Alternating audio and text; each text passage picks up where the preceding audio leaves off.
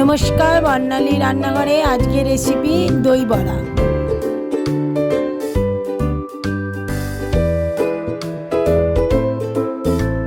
আমি বিউলির ডাল নিচ্ছি, আদা আর কাঁচা লঙ্কা নিচ্ছি, পেস্ট করে নেব। আমি এখানে গরম জল করে নিয়েছি, এখানে আমি মৌরি গুঁড়ো করে দিয়ে দিচ্ছি, বড়াগুলো ভেজাবো বলে এইটা দিয়ে দিচ্ছি। কিছুক্ষণের জন্য আমি চাপা দিয়ে রাখবো। এখানে আমি শুকনো লঙ্কাটা একটু নাড়াচাড়া করে নেব। শুকনো লঙ্কাটা একটু ভাজা হয়ে গেছে, এখানে আমি জিরেটা দিয়ে দিচ্ছি। কারণ জিরেটা বেশি ভাজলে তিতো হয়ে যাবে, তাই জন্য আমি পরে দিলাম। ভাজা হয়ে গেছে, আমি এখানে তুলে নিচ্ছি, ঠান্ডা করে আমি গুঁড়ো করে নেব। কড়াইয়ে তেল দিয়ে দিচ্ছি, বড়াগুলো ভাজবো বলে সাদা তেল ব্যবহার করছি। আমি যে পেস্টটা করে রেখেছিলাম বড়া করবো বলে, এখানে আমি নুনটা দিয়ে দিচ্ছি। নুনটা তোমাদের স্বাদ মতনই দেবে, যতটা লাগবে ততটাই দেবে। দিয়ে আমি ভালো করে মিশিয়ে নেব, একটু যাতে বড়াগুলো হালকা হয়, ভাজলে পরে রস ঢোকে। আমি এখানে আঁচ কমিয়ে ভাজছি, যাতে ভালোভাবে ভাজাটা ঠিক মতন হয়।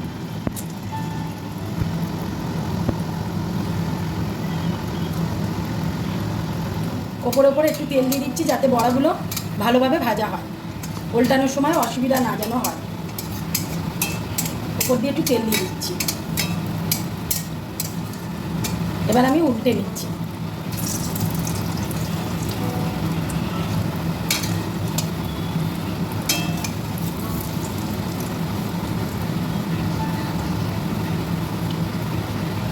এখানে আমার বড়া ভাজা হয়ে গেছে, আমি হালকা করে লাল করবে, বেশি লাল করে ভাজবে না। এবার আমার বড়াগুলো রেডি হয়ে গেছে, আমি তুলে নিচ্ছি। তুলে আমি একটু ঠান্ডা করতে দেব।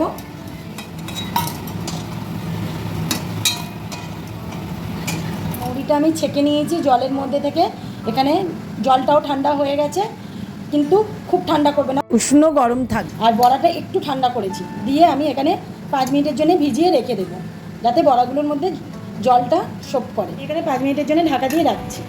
আমি এখানে ঘরে পাতার দই ব্যবহার করছি, তোমরা চাইলে প্যাকেট দইও ব্যবহার করতে পারো।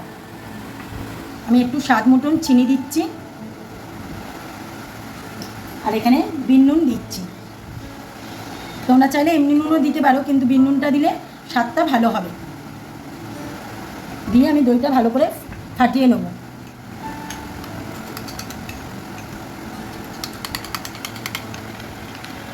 এখানে আমি একটুখানি পাতলা করার জন্য একটু জল ব্যবহার করব।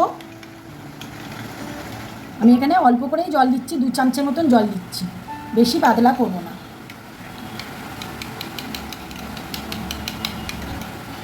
এই যে এরকম থাকবে।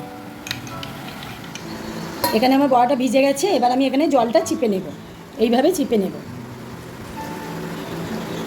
চিপলে এইভাবে বড়াগুলো হয়ে যাবে।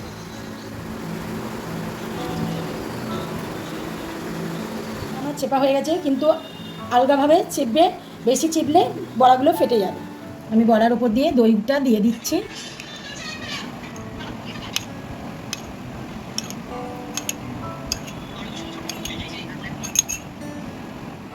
আমি দইটা দিয়ে দিয়েছি, এর উপর দিয়ে আমি ভাজা মশলাটা দিয়ে দিচ্ছি।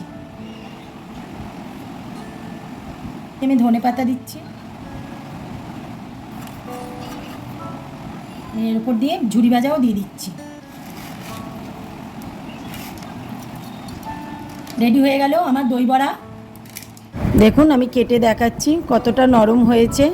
এইভাবে একদিন দই বড়া বানাবেন, বানিয়ে খেয়ে দেখবেন, খুব ভালো লাগবে। ভালো লাগলে লাইক করবেন, সাবস্ক্রাইব করবেন, বেল আইকনটা ক্লিক করবেন, অনেক শেয়ার করবেন।